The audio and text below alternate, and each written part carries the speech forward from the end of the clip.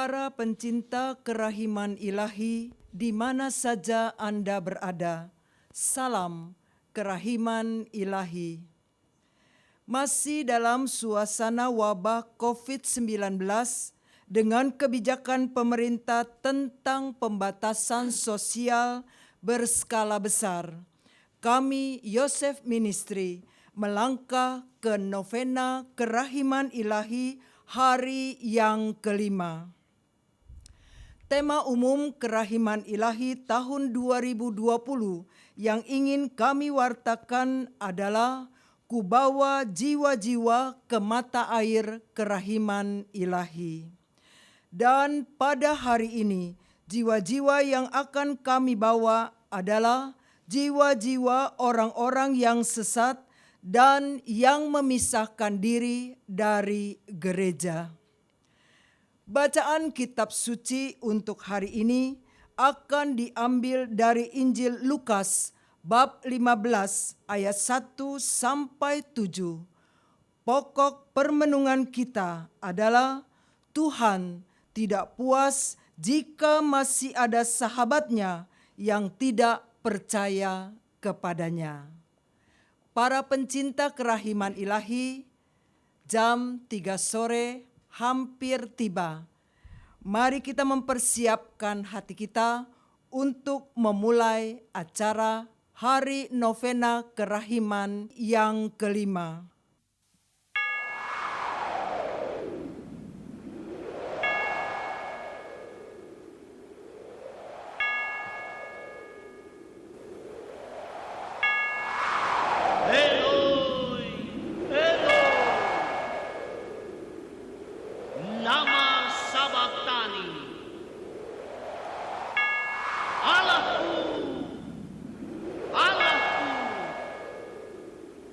Mengapa engkau meninggalkan aku?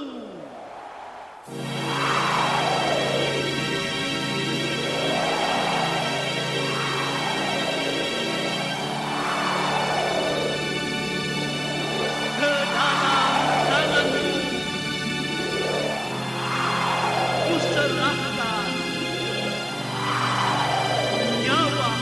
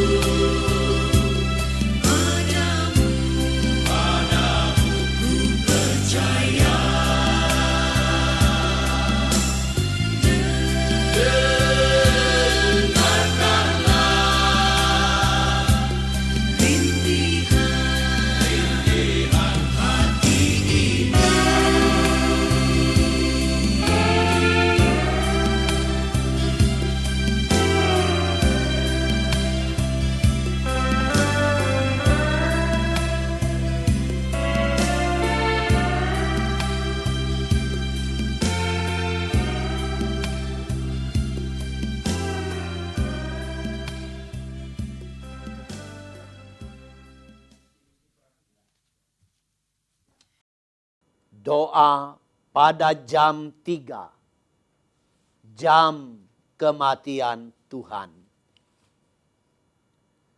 Ya Yesus, Engkau telah wafat, namun sumber kehidupan telah memancar bagi jiwa-jiwa, dan terbukalah lautan kerahiman bagi segenap dunia. O sumber kehidupan, kerahiman ilahi yang tak terselami, naungilah segenap dunia dan curahkanlah diri-Mu pada kami. Darah dan air yang telah memancar dari hati Yesus sebagai sumber kerahiman bagi kami, aku berharap padamu. Darah dan air yang telah memancar dari hati Yesus sebagai sumber kerahiman bagi kami, aku berharap padamu. Darah dan air yang telah memancar dari hati Yesus sebagai sumber kerahiman bagi kami, aku berharap padamu.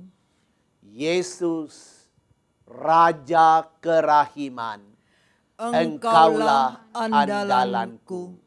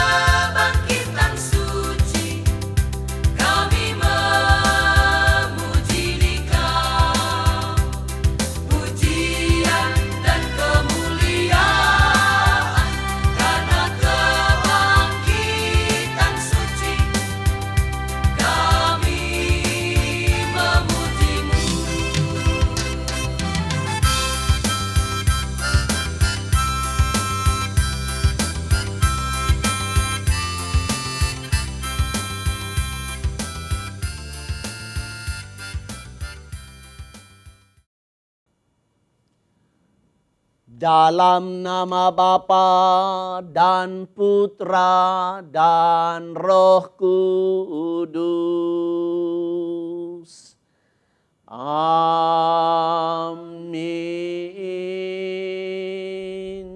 Rahmat Tuhan kita Yesus Kristus, cinta kasih Allah dan persekutuan dalam Roh Kudus tinggal besertamu. dan sertamu juga. Para pencinta kerahiman ilahi, hari ini adalah hari yang kelima, novena kerahiman ilahi. Pada hari ini kita akan membawa jiwa-jiwa yang tersesat. Jiwa-jiwa yang karena tersesat itu, mereka lalu memisahkan diri dari gereja. Mereka menempuh jalannya sendiri. Tetapi dengan cara seperti begitu, mereka menyebabkan ada ketidakutuhan di dalam kumpulan sahabat-sahabat Allah. Dan Tuhan tidak pernah puas jikalau ada sahabat yang keluar dari lingkaran sahabat karena goyah imannya, karena kurang percaya kepada kebaikan Tuhan. Tuhan akan mencari sebagai gembala yang baik, dia akan mencari sahabat itu, domba itu, sampai kembali kumpul di dalam lingkaran sahabat dan menciptakan keutuhan, kepenuhan sahabat-sahabat Allah. Itulah sebabnya pada hari kelima ini Tuhan meminta kita bawa jiwa-jiwa ini ke mata air kerahiman ilahi. Kita mendoakan mereka supaya mereka kembali dari kesesatannya, kembali kepada jalan yang benar, masuk lagi di dalam lingkaran sahabat Allah. Dasar kitab suci yang akan kami pilih untuk membantu kita merenungkan ketidakpuasan Allah jikalau ada sahabat yang salah jalan, dan dia akan mencari, dan dia minta kita untuk mendoakan mereka supaya kembali. Dasar kitab suci itu adalah tentu dari Injil Santo Lukas bab 15. Mari para pencinta kerahiman Allah, kita bersama-sama menyadari kadang kita itu adalah domba yang menempuh jalan sendiri. Kita pikir jalan kita itu benar. Kita pikir jalan kita itu membawa sukacita dan kegembiraan. Ternyata iblislah yang menipu kita. Keinginan kitalah yang menjerumuskan kita di jalan yang kita pilih itu. Mari dengan rendah hati kita mohon ampun dari Allah yang Maha Rahim, sebab Dia adalah Sang Gembala yang murah hati.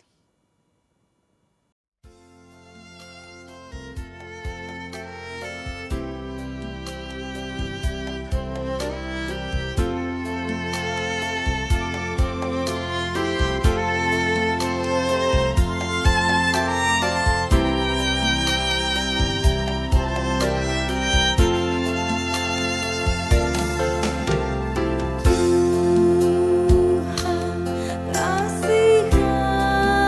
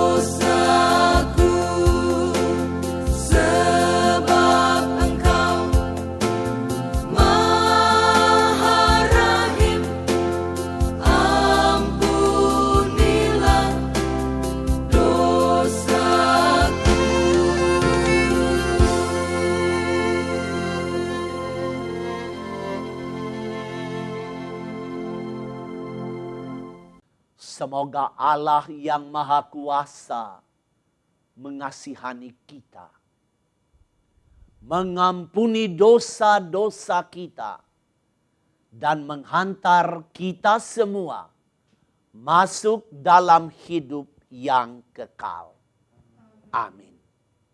Para pencinta kerahiman ilahi, saya mengajak kita untuk bersama-sama mendengarkan firman Tuhan yang akan menuntun kita untuk merenungkan mengapa Tuhan Yesus minta supaya kita mencari dan mendoakan mereka yang salah jalan, mereka yang tersesat, dan bawa mereka kembali ke dalam lingkaran persahabatan dengan Tuhan. Tuhan sertamu dan sertamu juga. Injil Tuhan kita Yesus Kristus karangan Santo Lukas. Dimuliakanlah Tuhan. Para pemungut cukai dan orang-orang berdosa biasanya datang kepada Yesus untuk mendengarkan Dia. Mereka bersungut-sungut, maka bersungut-sungutlah orang-orang Farisi dan ahli-ahli Taurat. Katanya, Dia menerima orang-orang berdosa dan makan bersama-sama dengan mereka. Lalu Yesus mengatakan perumpamaan ini kepada mereka. Siapakah di antara kamu yang mempunyai 100 ekor domba, dan jikalau ia kehilangan seekor di antaranya, tidakkah ia meninggalkan yang 99 ekor di padang gurun dan pergi mencari yang sesat itu sampai ia menemukannya? Dan kalau ia telah menemukannya, ia meletakkannya di atas bahunya dengan gembira. Dan setibanya di rumah, ia memanggil sahabat-sahabat dan tetangga-tetangganya, serta berkata kepada mereka, bersukacitalah bersama-sama dengan aku, sebab dombaku yang hilang itu telah kutemukan. Aku berkata kepadamu, demikian juga akan ada sukacita di surga karena satu orang berdosa yang bertobat, lebih daripada sukacita karena 99 orang benar yang tidak memerlukan pertobatan. Demikianlah Injil Tuhan kita. Terpujilah Kristus.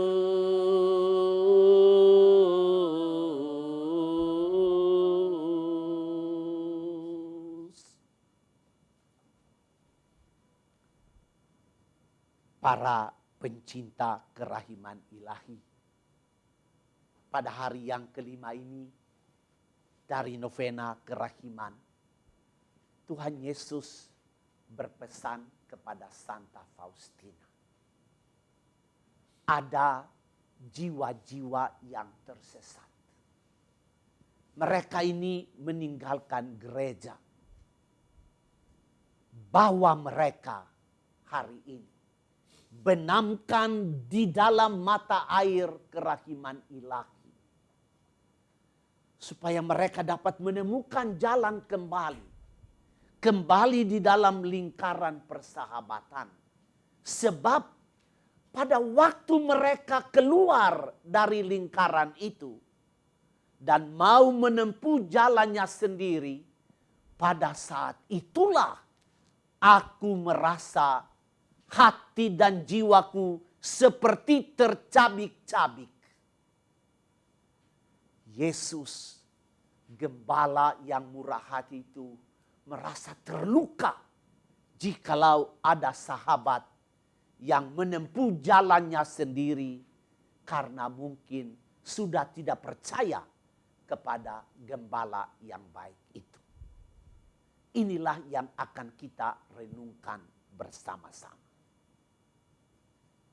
Latar belakang yang ingin saya tampilkan pertama adalah kata-kata dari Nabi Yesaya. Yesaya dalam bab 53 ayat 6 berbicara seperti begini. Kita adalah seperti domba yang tersesat.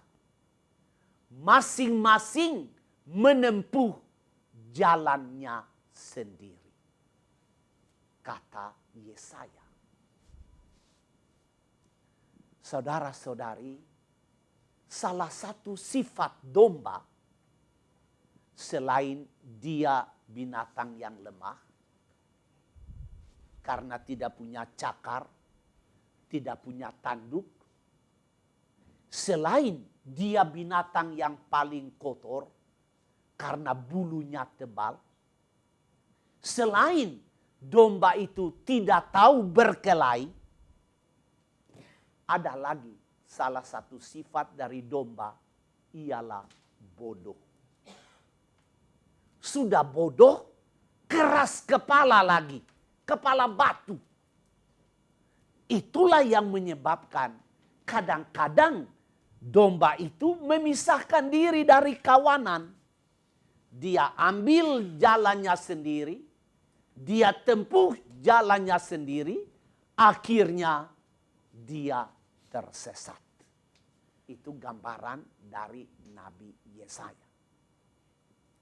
Kemarin pada hari yang keempat kita bicara tentang orang-orang yang tidak percaya, yang tidak beriman kepada Allah, dan ketidakpercayaan itu merusak hubungan antar manusia dengan Allah.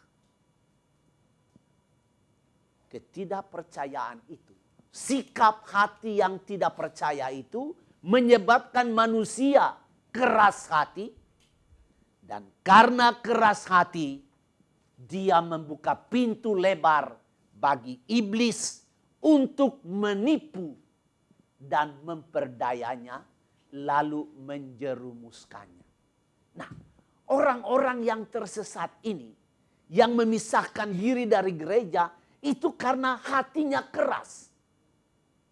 Padahal tidak ada alasan untuk kita tidak percaya kepada Allah. Cukup kita percaya Allah itu maha baik. Karena dia selalu menghendaki yang terbaik bagi kita. Cukup kita percaya bahwa Allah itu bijaksana. Karena dia tahu dengan tepat apa yang perlu, apa yang terbaik bagi manusia. Dan cukup kita percaya bahwa Allah itu punya kuasa untuk mengatur semua yang terbaik bagi manusia. Itu sudah cukup. Dan kalau kita percaya bahwa Allah itu baik, Allah itu bijaksana, Allah itu maha kuasa dan maha mengatur, maka tidak ada alasan bagi kita untuk meninggalkan lingkaran sahabat dan cari jalan lain. Kita tidak punya alasan. Karena Allah begitu baik. Allah begitu bijaksana. Dan dia punya kuasa untuk mengatur yang baik bagi kita.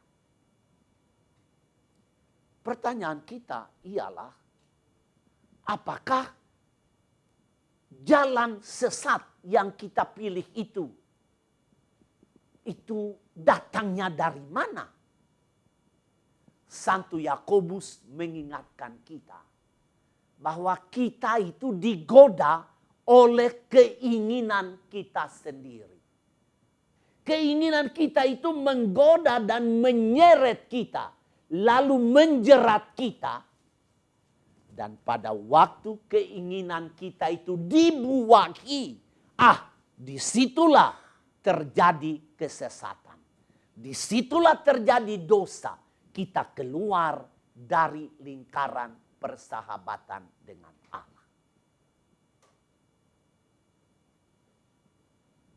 Contoh yang amat jelas diberi oleh surat Ibrani. Bagaimana ada satu kelompok generasi yang keluar dari Mesir. Mereka itu orang yang percaya kepada Yahweh, kepada Allah. Tetapi dalam perjalanannya ketika mereka ditimpa banyak masalah, ditimpa dengan banyak kesusahan, tidak ada makanan, tidak ada minum, tidak ada kehidupan yang baik, tanah tandus dan kering, mereka mulai ragu akan kebaikan Allah. Tetapi justru disinilah ada masalah. Ketika orang mulai meragukan kebaikan Allah, mereka akan hanya berputar-putar di jalan yang dia pilih, tetapi tidak bakalan sampai tujuannya.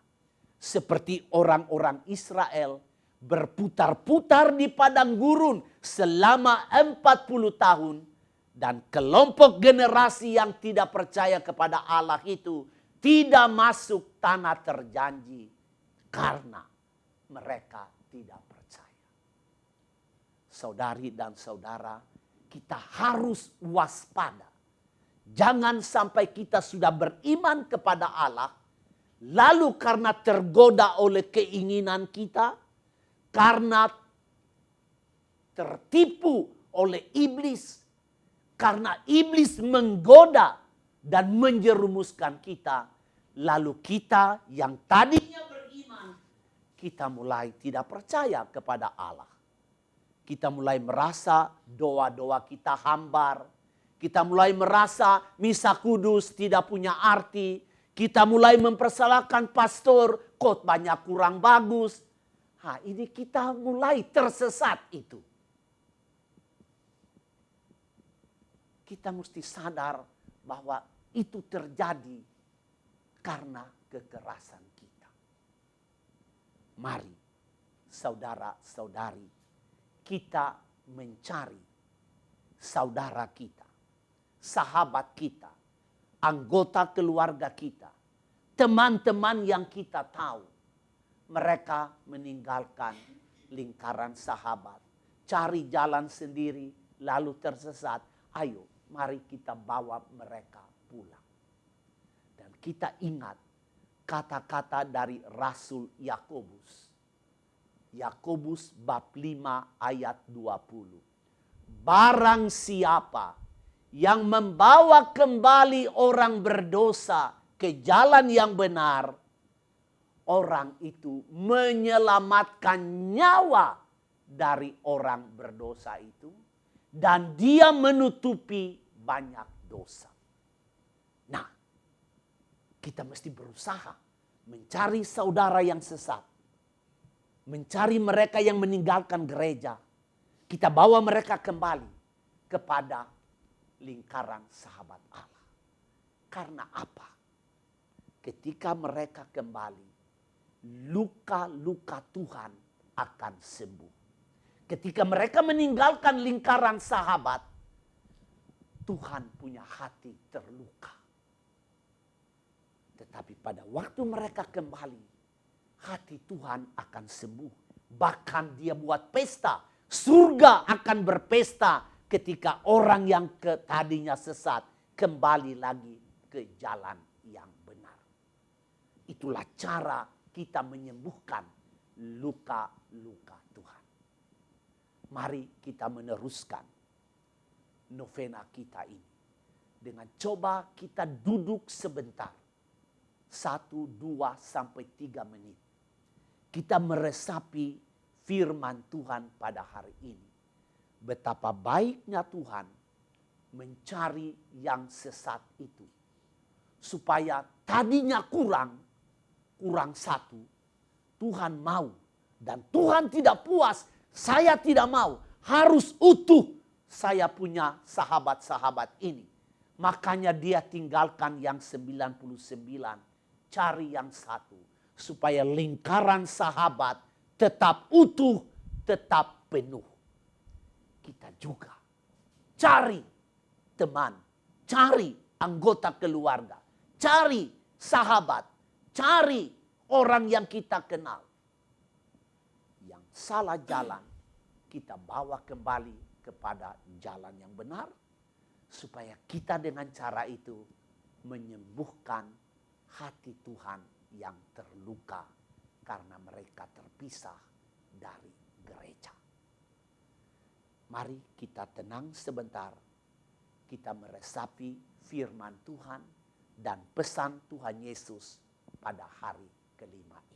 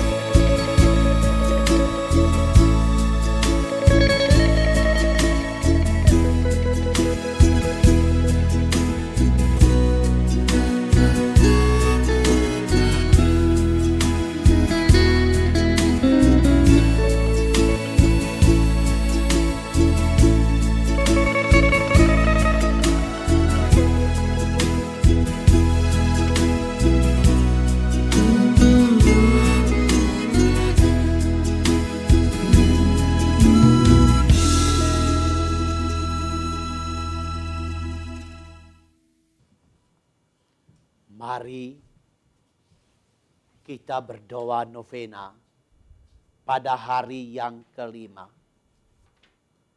Membenamkan saudara-saudari yang sesat jalannya dan yang memisahkan diri dari gereja. Kita cari seperti Tuhan dan bawa mereka kembali kepada jalan lurus dan benar. Hari ini bawalah kepadaku jiwa orang-orang yang sesat dan yang memisahkan diri dari gereja. Benamkanlah mereka sekarang dalam samudra kerahimanku. Setiap kali mereka mengoyak tubuh dan hatiku, yaitu gerejaku, aku merasakannya sebagai sengsara yang pedih. Begitu mereka kembali kepada kesatuan dengan gereja, luka-lukaku menjadi sembuh, dan dengan cara ini mereka meringankan sengsaraku. Ya Yesus yang maha baik dan maha rahim, Engkau tidak pernah menutup terang-Mu bagi orang yang memintanya daripadamu. Sambutlah ke dalam naungan hati-Mu yang maha rahim jiwa orang-orang yang tersesat dan yang memisahkan diri dari gereja. Tariklah mereka semua ke dalam kesatuan gereja dan jangan membiarkan mereka memisahkan diri lagi dari hati-Mu yang maha rahim. Perkenankanlah mereka pun menyembah kerahiman-Mu yang mulia. Bapa yang kekal, arahkanlah tatapan mata-Mu yang maha rahim kepada jiwa-jiwa yang tersesat dan yang memisahkan diri dari gereja. Dengan berkeras hati dalam kesesatannya, mereka telah menyia-nyiakan berkat-Mu dan menyalahgunakan rahmat-Mu. Janganlah memandang kesalahan-kesalahan mereka, tetapi pandanglah kasih Putra-Mu sendiri, dan pandanglah juga sengsaranya yang pedih. Perkenankanlah mereka ikut memuliakan kerahiman-Mu yang agung sepanjang segala masa. Amin. Kita pasrahkan jiwa-jiwa yang sesat kepada mata air kerahiman ilahi.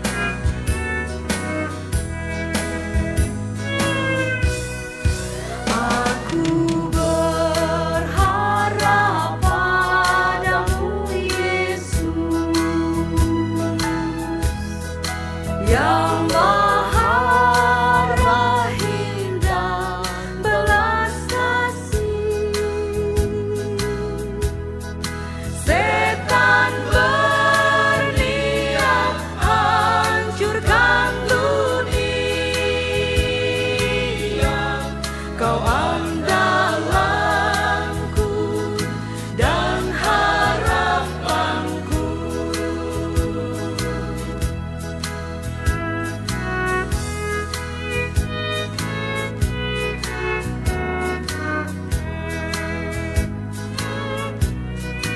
Aku bersandar padamu, Yesus.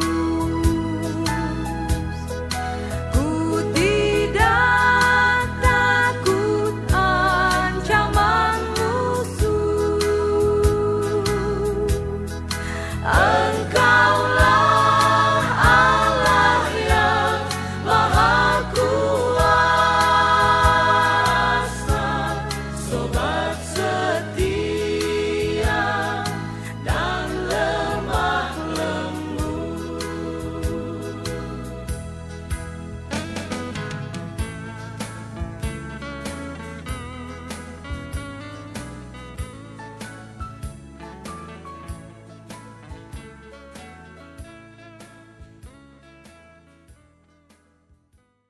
Doa penyerahan dunia kepada kerahiman ilahi. Allah Bapa yang Maha Rahim, Engkau telah menyatakan kasih-Mu dalam diri Putra-Mu Yesus Kristus dan telah mencurahkannya kepada kami dalam Roh Kudus Sang Penghibur. Hari ini kami mempercayakan nasib dunia dan setiap manusia kepadamu. Sudilah membungkuk ke arah kami yang berdosa, sembuhkanlah kelemahan kami, kalahkanlah segala bentuk kejahatan, dan izinkanlah semua penduduk bumi mengalami kerahiman-Mu, supaya dalam diri-Mu, ya Allah Tritunggal yang Maha Kudus, manusia selalu menemukan sumber pengharapan. Bapa yang kekal, Allah yang Maha Rahim, demi sengsara dan kebangkitan Putra-Mu Yesus, tunjukkanlah belas kasih-Mu kepada kami dan seluruh dunia. Amin. Para pencinta kerahiman ilahi, kita sudah menyelesaikan novena kerahiman hari yang kelima. Besok jam 3 sore kita akan ketemu lagi untuk novena hari yang ke-6.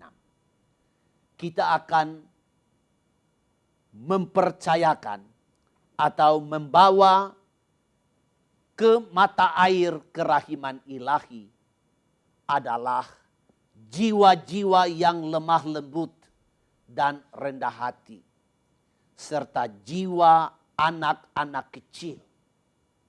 Dan kita benamkan mereka besok ke dalam kerahiman Tuhan.